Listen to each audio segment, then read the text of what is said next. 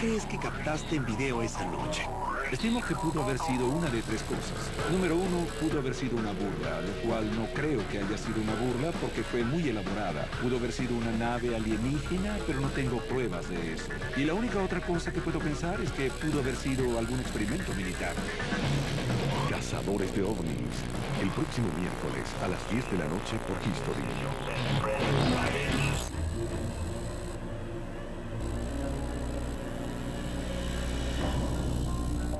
Es el caso de ovnis que domina a los demás, pero quizás solo sea la mitad de la historia. Roswell siempre ha sido un misterio asombroso. En julio de 1947, algo se estrelló en las afueras de Roswell, Nuevo México. Y días antes se vieron objetos extraños cerca de su campo aéreo militar. Ellos estaban fuera de la esquina de ese hangar de allá.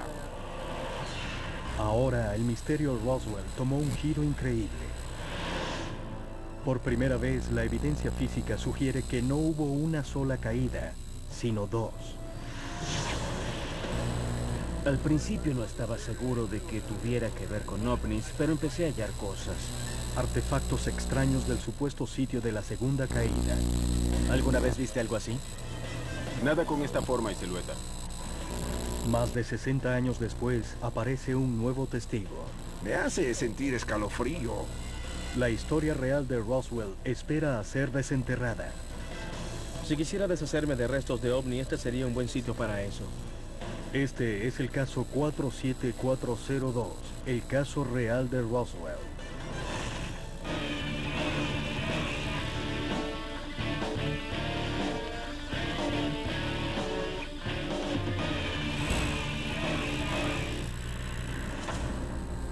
Principios de julio de 1947, Roswell, Nuevo México, era una ciudad tranquila de solo 26,000 personas. La mayoría de su población eran rancheros o militares destacados en el cercano campo aéreo Roswell del ejército.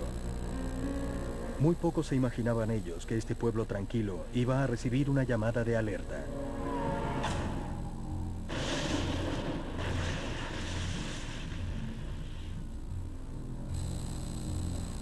El 6 de julio, el ranchero Matt Brazel reportó al comisario local que había encontrado unos restos extraños en el rancho donde trabajaba. El mayor Jesse Marcel del campo aéreo Roswell fue enviado a investigar. Puso la mayor cantidad posible de restos en su camión y volvió a la base. El 8 de julio, el ejército emitió una declaración diciendo que tenían un platillo volador. Pero después de enviar los restos a Dallas, Texas, el ejército anunció esa tarde que los restos eran solo un globo aerostático mal identificado. La historia muy pronto se esfumó de la memoria pública. Pero en 1978, Stanton Friedman, un físico nuclear retirado, entrevistó a Jesse Marcel, quien tenía una opinión distinta de la historia. Marcel le reveló a Friedman que lo que se dijo esa tarde en Dallas, el 8 de julio de 1947, fue en realidad una pantalla. Lo que él manejó ciertamente no era un globo aerostático. El misterio de Roswell explotó.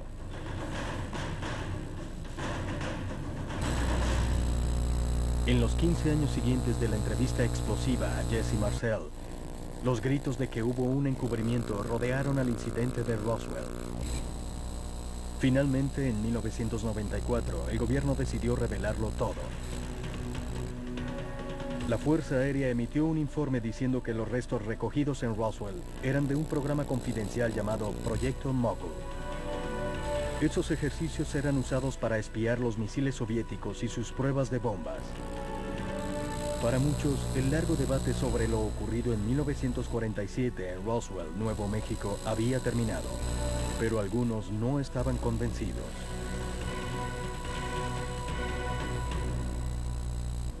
Ahora hay otro capítulo en el caso Roswell. En años recientes, más y más investigadores de ovnis estudian una segunda caída reportada de ovnis, que ocurrió en la misma semana que el de Roswell, a 400 kilómetros de allí, en las llanuras de San Agustín. Más de 60 años después de estos hechos, el tiempo se acaba. Los investigadores corren a recoger testimonios y evidencias físicas antes de que desaparezcan para siempre. El Dr. Ted Duckworth investigará el supuesto segundo sitio de caída en las llanuras de San Agustín. Este es el famoso caso, es Roswell, quizá el caso dominante de ovnis de toda la historia. Bill Burns verá a un investigador que halló a un testigo nuevo del sitio de la caída original. Uno que quizá vio y manejó los restos del hecho. Roswell siempre ha sido un misterio asombroso para mí. Y por lo tanto he querido resolverlo desde que era niño. Y Pat Oscar buscará evidencia física que dicen que está oculta en ranchos lejanos afuera del pueblo. Este es el mayor evento de ovnis de todos. No puedo creer que estemos aquí. Estoy realmente emocionado. Aquí es donde uno quiere estudiar sobre los ovnis en Estados Unidos. Vienes a Roswell y empiezas aquí. Ya llegamos. Bill se reúne con el investigador de Roswell, Dennis Balthaser, un contacto local que detalla la nueva dirección tomada por la investigación. Hay una urgencia en esto. ¿Cuál es la urgencia? Se agota el tiempo. Hablamos de personas de 80 y tantos años, si es que están vivos y estuvieron aquí. Y está el hecho de que no tenemos nada físico del caso Roswell. Si hay metal por allí, y estoy seguro que sí, debido a la cantidad de hombres en el sitio de la caída para ayudar a limpiarlo, podría estar oculto en cualquier sitio. Debemos ver las llanuras de San Agustín y Roswell en forma combinada o separada. Debemos trabajar más en eso. La idea de un segundo sitio de caída en el incidente Roswell comienza a tomar impulso. Este posible segundo sitio está en las llanuras de San Agustín, a unos 400 kilómetros del principal sitio de caída de Roswell. Este lugar podría proporcionar mucha evidencia para apoyar al incidente de Roswell. Uno de los mayores proponentes de esta teoría es Stanton Friedman, el investigador que puso en la palestra el caso Roswell hace 30 años. Oí la primera historia sobre Roswell y la primera de las llanuras de San Agustín. Por supuesto las seguí a las dos y encontré evidencias suficientes para creer que hay al menos 2 sitios de caídas de ovnis. ¿Por qué piensas que hubo varios sitios de caídas? Debes ver el lugar, lo árido y raro que es, y notar que cualquier piloto bajaría en medio de las llanuras y no en las montañas. Eso tiene sentido, es lo que hacen los pilotos. La historia de esta otra caída también sucedió a principios de julio de 1947, aunque aún se discute sobre cuál fue la fecha exacta. Un hombre llamado Barney Barnett halló supuestamente una nave que se estrelló y cuerpos de extraterrestres muertos en una mañana de julio. Él dice que el ejército llegó al sitio poco después y le ordenó que mantuviera el silencio sobre lo que había visto. Barney era un veterano de la Primera Guerra Mundial y trabajó para el Servicio de Conservación de Suelos. Sería ridículo esperar que hablara por allí. Tenemos una historia de que Barney Barnett estuvo en las llanuras de San Agustín. Halló restos. Había gente allí, incluyendo a un arqueólogo y unos estudiantes. El ejército vino y dijo con mucha seriedad a todos que se callaran. Recuerda qué pasó en el 47. ¿Te callabas si te ordenaban hacer? Así es. Pero ¿por qué habría 2 caídas de ovnis tan próximas la una de la otra en una misma semana? ¿Será posible que se relacionen de alguna forma? Las teorías de estas supuestas caídas deben ser más analizadas antes de que la investigación visite ambos sitios. ¿Sabemos la posición relativa de estos campos con restos? ¿Están dispersos al azar sobre qué tipo de área o están alineadas o...? La mayoría de los campos de desechos están alrededor de Roswell, del principal sitio de caída. Pero hay otro a 320 kilómetros, en San Agustín. Te digo que como el sitio de la otra caída está a 320 kilómetros, parece poco probable que fuera algún vehículo primario que cayó y rebotó después. No conozco ningún vehículo o restos que reboten así. Sí, otra teoría es que hubo 2 naves que quizá chocaron de alguna forma en el aire y crearon un efecto de bola blanca de billar, en donde una nave explotó y arrojó restos sobre el área de Roswell. Y la segunda nave... Ya veo a qué te refieres. Exacto, fue lanzada como una bola blanca de billar por el choque hasta San Agustín. Así que básicamente hay 2 naves y 2 caídas. Relacionar las 2 caídas en Roswell y San Agustín será un foco vital de la investigación. Tom Carey, un investigador de la caída original, halló un testigo asombroso que dice haber estado en el sitio, un sargento del campo aéreo del ejército en Roswell en 1947. Su nombre es Earl Fulford. Hace 3 años llamé a Earl Fulford. Él era solo un rostro en el anuario de la base. Llamé y respondió su esposa, y ella dijo que le agradó que la llamara y que él estaba listo para hablar. Carey identificó a Earl con el anuario oficial de la base de 1947. Esta es la primera vez que habla sobre los hechos que presenció. ¿Qué pasó para que usted se involucrara en el incidente de Roswell cuando estaba en la base? Bien, solo sucedió. Trabajábamos aquí en el hangar siguiente y unas 2 o 3 semanas antes del incidente, ellos, sobre todo la gente del pueblo y unos aviadores de aquí, de la base aérea, empezaron a ver unos objetos en el cielo. ¿Dónde estaban los objetos? Estaban más allá de la esquina de ese hangar de allí. Earl dice que los objetos no se parecían a ninguna nave vista por él. Miramos hacia arriba y había 3 en el cielo. Eran circulares y estaban inmóviles en el aire.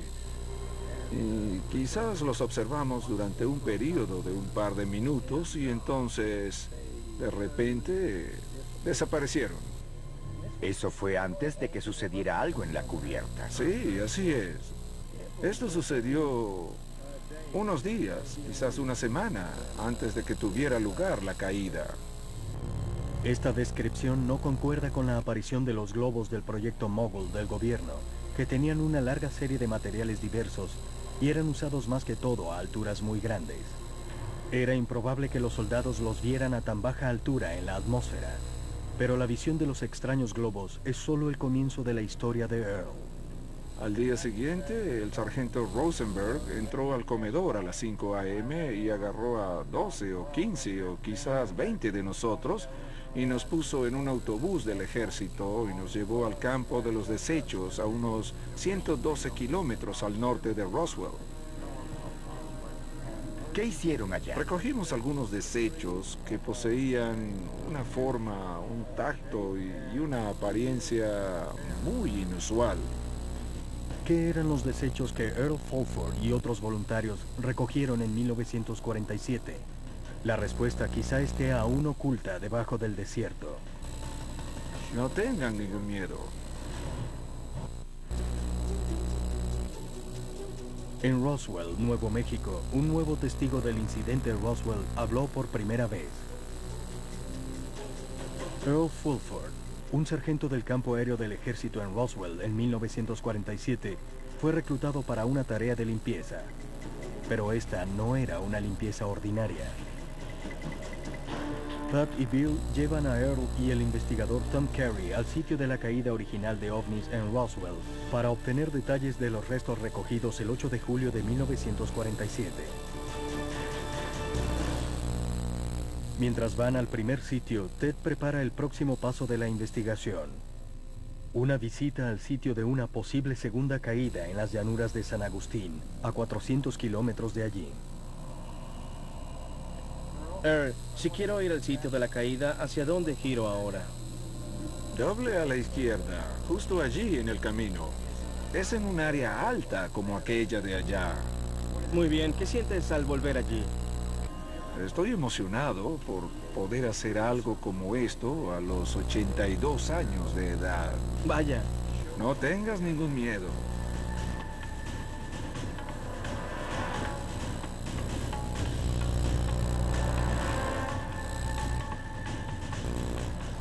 Después de casi 3 horas conduciendo, incluyendo 1 hora fuera del camino, el equipo llega a su destino. Este es el famoso sitio de la caída en Roswell. Muchos dicen que se hizo historia en este árido sitio. Aquí, por primera y hasta ahora única vez, el ejército estadounidense admitió haber hallado un ovni, pero cambió su historia de lo ocurrido unos días después. ¿Recuerdas este sitio? Sí, recogimos material aquí y alrededor de un área de 2 kilómetros cuadrados. Así que estuvieron aquí casi todo el día. Sí, la mayor parte del día. Earl describe el campo como un abanico que se extendía por más de 2 kilómetros cuadrados. Y según él, los restos estaban por todos lados. Nuestros vehículos se detuvieron y formaron un círculo. Empezamos a caminar en una dirección, éramos unos 10, 12 o 15, y yo podía ver lo que todos podían ver, y todos podían ver lo que yo veía, así que no se le escaparía nada a nadie. Bien, vi un tipo de material o metal o algo por el estilo, y era parecido al aluminio. Estaba roto en pedazos. ¿Y qué pasó al tratar de poner cosas en tu saco? Mi experiencia personal fue una gran sorpresa. Levanté una pieza del suelo y después la apreté para ponerla en mi bolsa, pero antes de meterla regresó a su forma original. Vaya. Y la saqué, la apreté de nuevo y volvió a pasar lo mismo. Otros testigos han explicado lo que pasó cuando los hombres trajeron los desechos de este mismo sitio. Pero Earl estuvo allí al comienzo. Él vio el material en el suelo, explicó el asombro sentido al coger algo parecido al papel de aluminio quemado. Lo aplastó en su mano, lo puso en el saco y se abrió de nuevo. ¿Cuántas piezas crees que recogiste en tu saco de arpillera? Diría que recogí 10, 12 o quizás 15 piezas. Pero cuando entraron a las bolsas, no las volvimos a ver más. ¿Recuerdas qué personal del ejército se llevó las bolsas? Eran policías militares. Esa fue la última vez que Earl vio u oyó hablar de los desechos. Allí me dijeron que si le mostraba o le decía esto a alguien, me metería en grandes problemas. Hoy obtuvimos una nueva perspectiva sobre Roswell, porque Earl Fulford pudo explicarnos qué se sintió al estar aquí. Ahora podemos pasar al paso siguiente. No sé si tendremos suerte para hallar más testigos, y creo que no habrá uno mejor que Earl Fulford. Así que lo que quiero hacer es ver si hay forma de obtener, aunque sea un resto muy pequeño. Con esta información de primera mano de Earl, Ted tratará de crear un experimento con materiales convencionales para ver si algo que era no convencional en ese momento puede explicar lo que recogieron esos hombres. El hecho de que los militares llegaron tan rápido al sitio y removieron los supuestos desechos ha frustrado a los investigadores durante años. Pero ¿qué sucede si ellos no fueron los primeros en llegar allí? Hay rumores de que rancheros como Mac Brazel llegaron al sitio de la caída antes que el ejército. Y según la investigación de Tom, ellos quizá recogieron algunos desechos y los ocultaron en cuevas. Lo que intentamos es ver si hay algo de verdad en estas historias, quizá en las cuevas. Pat va a ver a Sue Manes, una ranchera local cuya familia ha estado allí desde el caso Roswell. ¿Así que ha venido gente a buscar desechos? Así es. Nosotros también quisiéramos investigar esto. Esperamos que quizá puedas ayudarnos a encontrar unas cuevas. Trataré de ayudarlos a hallar algunas cuevas. Algunas son fáciles de hallar y otras se derrumbaron. ¿Crees que quizá haya desechos en las cuevas? Donde existe un rumor, existe una posible verdad. Según la familia de Sue, su tío fue de los primeros en llegar al sitio de la caída. Ella señaló a Pat la dirección de una cueva cercana, una que supuestamente visitó su tío con frecuencia.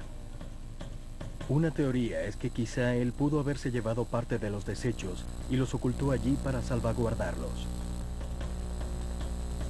Pat se dirigió a buscar y después de varios intentos halló un sitio prometedor.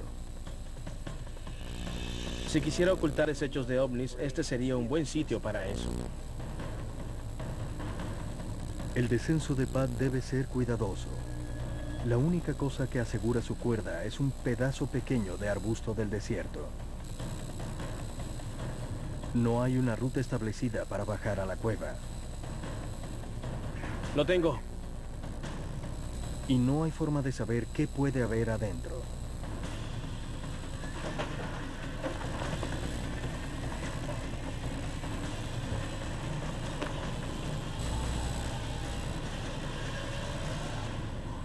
Bien, echaremos una mirada y veremos qué hay aquí.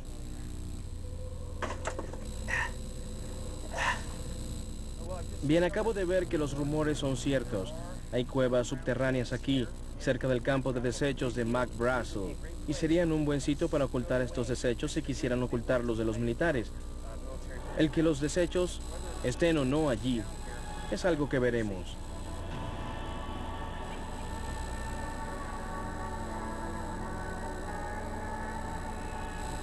Puedo ver por esta capa de limo que esto es quizá drenaje de lluvias que probablemente entra por este túnel. Podemos verlo por afuera. Hasta aquí es donde llega el túnel. Todo lo que hay son paredes duras de cuarzo y un suelo de limo. Es todo lo que he encontrado en esta cueva.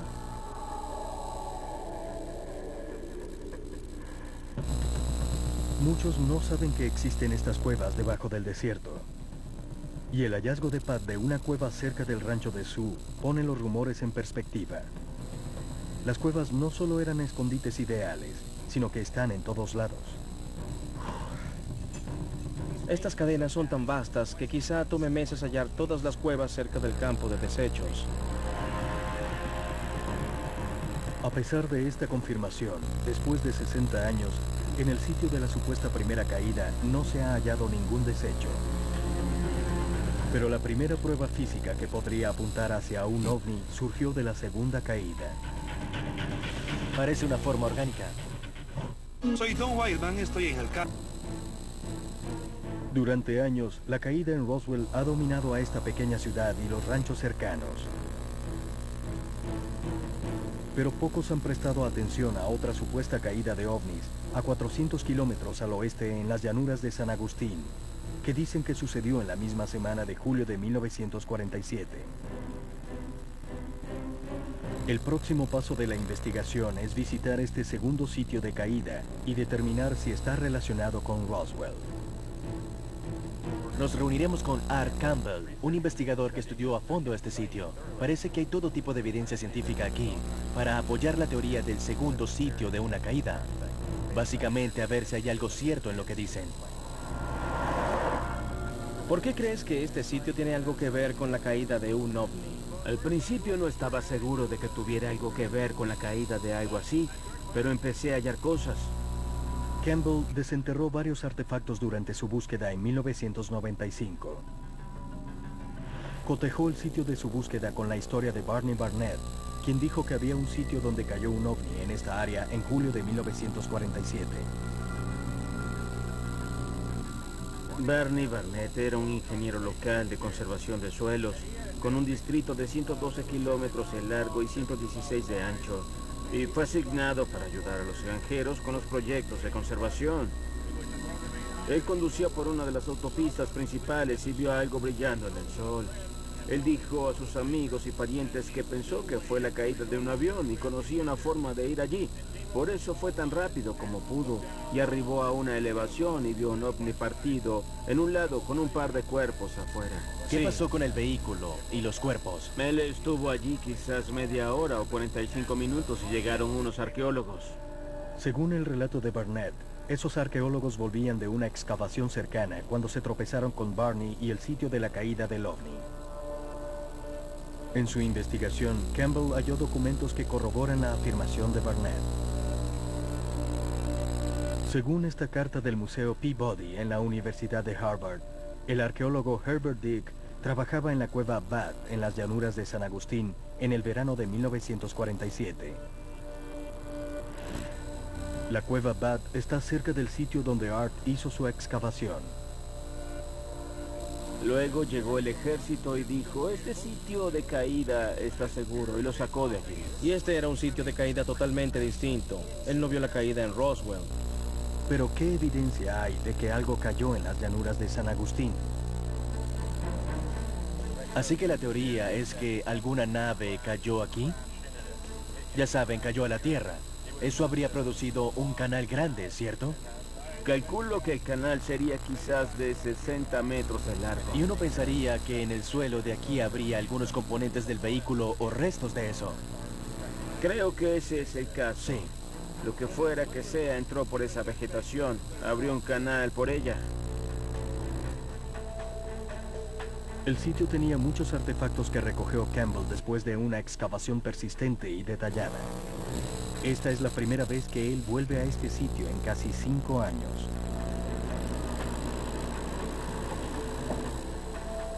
Campbell pidió específicamente que no se revelara la ubicación del sitio. Grandioso.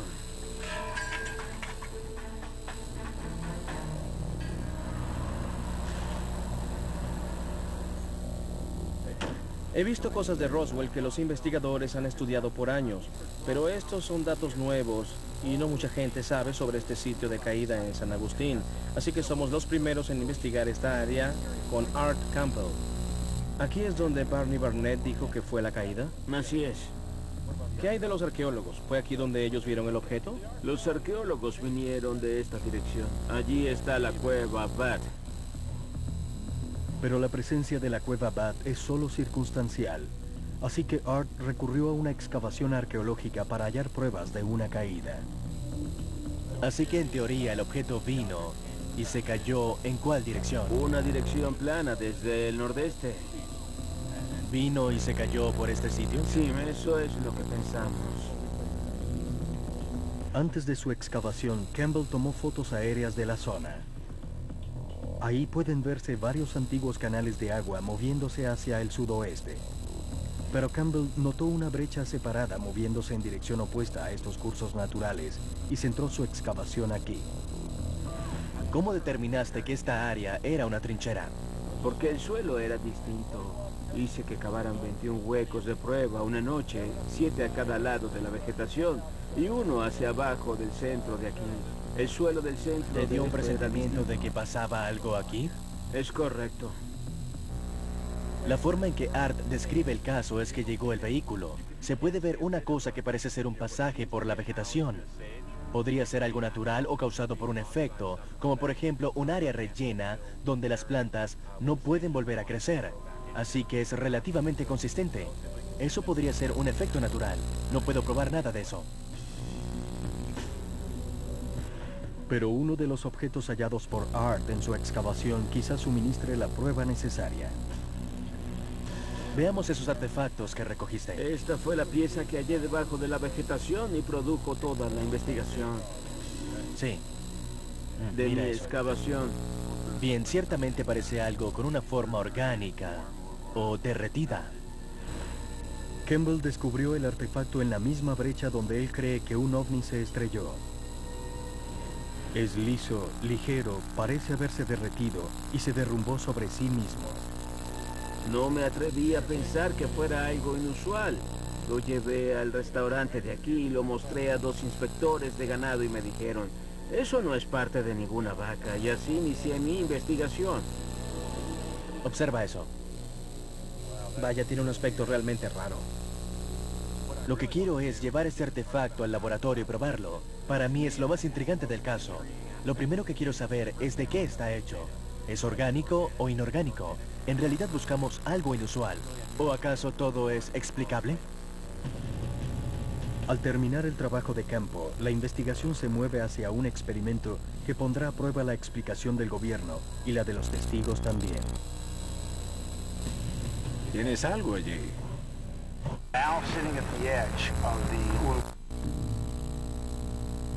En 1947, por un día, el ejército estadounidense dijo haber recogido un platillo volador. Unos días después, se retractaron de lo dicho. Luego, en 1990, admitieron que algo sí se había estrellado allí, pero que fue parte del experimento militar secreto llamado Proyecto Mogul. Luego de visitar 2 supuestos sitios de caídas de ovnis, la investigación pone a prueba la explicación del gobierno del caso Roswell de que fue un globo del Proyecto Mogul.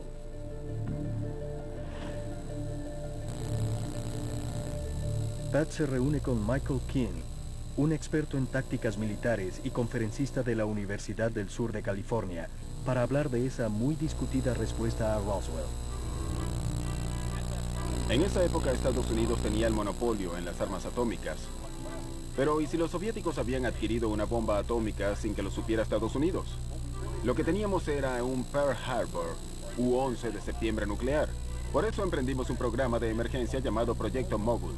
Mucha gente que ha estudiado lo de Roswell conoce el proyecto Mogul. ¿Puedes decirnos por qué esa es una explicación válida? No fue solo un globo.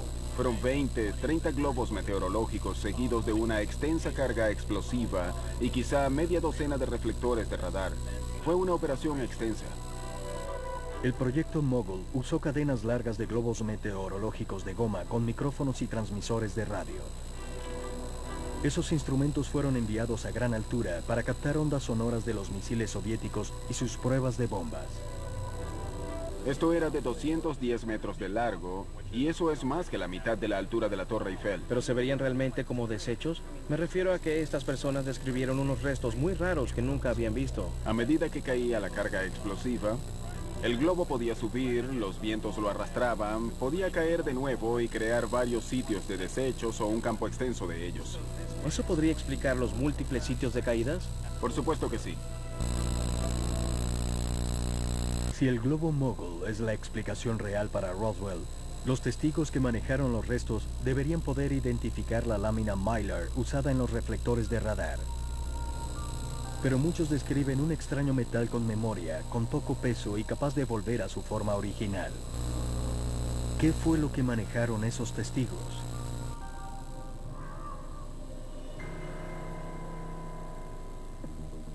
En la Wonder Works, una casa de efectos especiales situada en Los Ángeles, Bill llevó a los dos testigos para la prueba.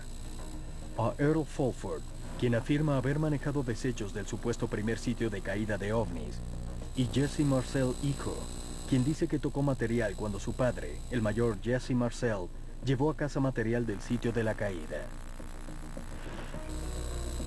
Recogimos varios materiales distintos que parecen encajar con las descripciones de los dos testigos. Traeremos por separado a cada testigo y veremos si pueden identificar los materiales que manejaron en 1947. Tengo varios metales distintos, empezando con el magnesio de 32 milésimas y acero y aluminio del mismo grueso. Acero también, pero este es de 5 milésimas. Y ven que es muy flexible y plano. Esto es cartón de 32 milésimas. Y acetato de 5 milésimas con una especie de acabado de aluminio. Y esto es Mylar, que también tiene una película de aluminio. A Earl, el primer testigo, lo llevaron a ver los materiales. Observa cada pieza y dime si te parece o se siente como la pieza de metal de 1947. No, es demasiado grueso. Veamos el siguiente. Este es demasiado pesado. Es pesado. El color es similar, pero su peso es demasiado alto. Está bien. El material que toqué casi no pesaba nada. Veamos el siguiente. Muy rígido. Este se le parece más, pero no parece un material que pudieras llegar a doblarlo. Este no se le parece en ninguna forma.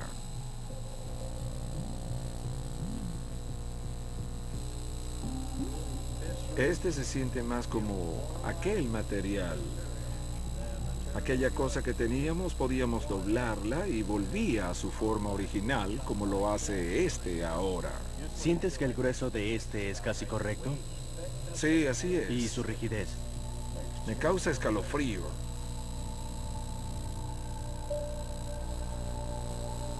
Ahora veamos este último. Definitivamente no.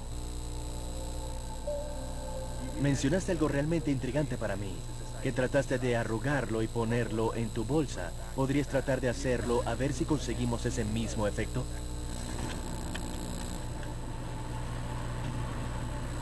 Tienen algo allí.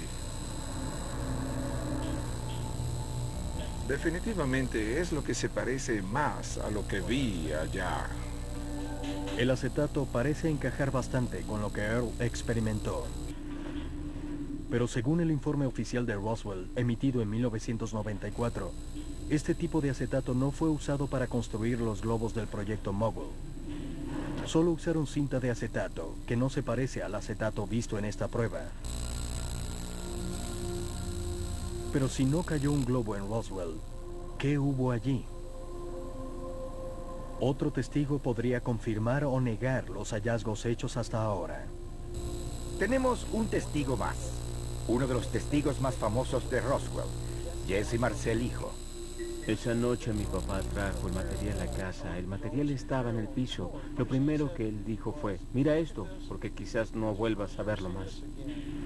Recuerden que es una prueba a ciegas, así que no lo influenciaremos con lo dicho antes por Earl. Es una lámina de metal. Lo que vi no era en realidad metal en láminas, era más bien papel. Así que esto es muy grueso. Muy grueso. Esto es metal en láminas y el papel que vi no era metal en láminas. Esto se acerca más a la sensación y el grueso de aquello. Pero no era tan brillante. Era un poco más opaco que esto, pero se parece más al grosor de aquella cosa. Mire el último de aquí. Muy bien. Es muy insustancial, es como papel de aluminio. El papel que vi era más grueso, pero sí tenía el mismo peso aproximado de este. Era más grueso, pero casi del mismo peso. Casi igual. No tenía peso, como si pudiera flotar en el aire. Pero ¿puede el acetato mostrar las mismas propiedades de memoria de metal descritas por el padre de Jesse? Trata de arrugar. No se queda ¿Es lo que arrugado. describió él? Sí, es básicamente lo que describió. Sin que ninguno de los dos lo supiera, tanto Earl como Jesse identificaron al acetato como el material más parecido a lo que manejaron en julio de 1947. Lo asombroso es que ambos señalaron justo al acetato. Es muy claro para mí que a los dos les pareció que el grosor, la maleabilidad y el peso total del acetato eran muy similares al material anterior. Fue muy productivo, y pensar que hubo gente que en 1947 manejó acetato es un material revolucionario para ese tiempo. Lo que me asombra es que la solución era muy simple. Buscábamos algo más exótico. El acetato es un componente de la cinta de filmes, la cinta adhesiva y los tejidos sintéticos. Ya en 1910 fue usado como pegamento líquido para revestir y fortalecer las telas de las alas de los aviones y los fuselajes. Pero el acetato en franjas o láminas no fue usado en ningún avión conocido en la década de 1940. No hubo acetato en los globos del proyecto Mogul. Entonces, ¿qué probamos hoy? Sí probamos algo. Que dos testigos que no se conocían, que estuvieron allí al mismo tiempo, identificaron al mismo material. Si el material desconocido manejado por los testigos era acetato, ¿provino entonces de otro proyecto aún secreto? Este extraño artefacto podría arrojar más luz sobre lo ocurrido en dos sitios distintos en Nuevo México en 1947. Debió ser una explosión. Soy Don Wiseman, estoy en el...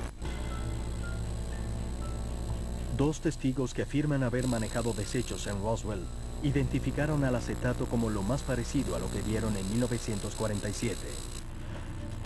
Pero el acetato nunca fue usado en un globo del proyecto Mogul. En efecto, estos testigos eliminaron la explicación del gobierno de los globos del proyecto Mogul. Así que persiste la pregunta, ¿qué se estrelló en 1947 y de qué estaba hecho? Si la segunda caída en San Agustín está realmente vinculada a Roswell, el análisis final de este artefacto quizá tenga las respuestas. Ted llevó el artefacto al laboratorio SEAL en Los Ángeles y al Dr. Aaron Kumar, un experto en metalurgia y en procesar muestras, para estudiarlo mejor. Traje el espécimen. Ansiaba mostrártelo a ti. Aquí está. Vaya, ¿qué es? Vino de una excavación arqueológica y quizá en el sitio se cayó un ovni. No estamos seguros. Es uno de los artefactos más inusuales o difíciles de explicar provenientes de ese sitio. Sí, parece algo inusual. Y tratamos de saber un poco lo que es. ¿Es algo orgánico? ¿Es hecho por el hombre? ¿Es natural? Lo estudiaremos y veremos qué es. Creo que debemos hacer varias pruebas a esto. Las pruebas ayudarán a definir en forma concluyente de qué está hecho el objeto. El artefacto se siente liso al tacto y con sus 113 gramos posee un peso increíblemente ligero. Pero una mirada inicial revela varias grietas y dobleces que sugieren que el objeto quizá tenga varias capas. ¿Ves que hay todo tipo de dobleces y unas ranuras? ¿Habías visto algo así? Nada con esta forma y silueta. Es obvio que parece muy inusual. Las áreas agrietadas y las fisuras quizá tengan algún material adentro que podríamos sacar. Sí. Mientras Ted y el Dr. Kumar miran más de cerca adentro del objeto, 2 muestras del artefacto fueron examinadas para ver de qué está hecho y saber cuál es su punto de fundición. Saber qué temperatura se necesita para derretir el objeto podría decirles qué condiciones lo llevaron a tomar esta forma. Tenemos este objeto aquí que debemos examinar en el microscopio de electrones. Y también en algunas de estas ranuras parece haber pedazos de un material o un polvo allí dentro. Ted y el Dr. Kumar hallaron partículas que examinar dentro del objeto. Al pasar estas partículas por el microscopio de electrones, vieron la composición de sus elementos básicos. Bien, lo que vemos aquí es una gran cantidad de oxígeno y carbono que serían componentes del material orgánico. Y también contiene una gran cantidad de material de relleno. Un poco de este material proviene también de la arena, el suelo y la tierra. Nada anómalo fue hallado en las partículas adentro del objeto. Pero los resultados de la composición del artefacto fueron sorprendentes. Hola. ¿Qué encontraste? Tengo un buen espectro, lo pasé por una base de datos y es obvio que es polietileno. Polietileno. Y tiene un punto alto de ebullición de unos 130 grados, o sea que es polietileno de alta densidad. ¿En dónde sería común hallar eso? ¿En contenedores o...? En Tupperware. Pero el polietileno de alta densidad solo fue usado comercialmente en objetos como el Tupperware a comienzos de la década de 1960. Y el propio material no fue inventado sino hasta 1953, 6 años después de las supuestas caídas en Roswell y San Agustín. C. Art Campbell halló el artefacto en el sitio de la segunda caída. Este halló su camino hasta el medio del desierto después de 1953. ¿O es parte de una caída ocurrida 6 años antes de su invención? Hoy, ese polietileno es usado no solo en productos comerciales, sino también para hacer tanques de gasolina y ventanas de aviones. ¿Cómo pudo algo con un punto de fundición tan alto deformarse tanto? Esto fue hallado en el desierto en Nuevo México, que es caliente, pero nada es tan caliente. Eso es 121 grados centígrados, algo Sí. así. Hasta en plena luz del sol, así que sabemos que no se derritió en condiciones ambientales. Correcto. Debió ser sometido a un fuego o explosión o algo más que elevó su calor. Sí, es cierto. Debió ser así. El proyecto Mogul no usó acetato u otro material parecido. Y ahora, el remoto sitio de una segunda caída contiene material que quizá estuvo en una explosión. Sabemos que el ambiente desértico en esa área no pasa de 43 a 49 grados centígrados, pero el polietileno de alta densidad no se derrite a menos de 130 grados. Así que, ¿cómo se derritió este objeto en el desierto? Debió pasar algo como un fuego o una explosión para llegar a esa temperatura. Esto nos da una perspectiva totalmente nueva. Durante años, el gobierno negó que pasara algo en Roswell, pero luego admitió que hubo pruebas secretas. Ahora, esta evidencia física provoca serias dudas sobre esas explicaciones finales. Al juntar todas las piezas, los sitios de caídas, los testigos creíbles que por fin pueden decir la verdad después de todos estos años, tienes algo muy grande como para que sea un encubrimiento o un accidente. Y la versión Mogul tampoco explica los avistamientos de Earl Fulford sucedidos antes de que ocurrieran las caídas. Aún antes de que los ovnis cayeran al suelo, ellos estaban arriba por el aire. Y para mí, eso explica la relación que existe entre todos esos sitios de caídas de ovnis, porque había más de una nave. Más de 60 años después del incidente en Roswell, siguen surgiendo nuevas evidencias. ¿Fue eso un programa militar distinto del gobierno, conservado aún en secreto? ¿O será que el gobierno no nos dice la verdad acerca de la caída de ovnis en Nuevo México?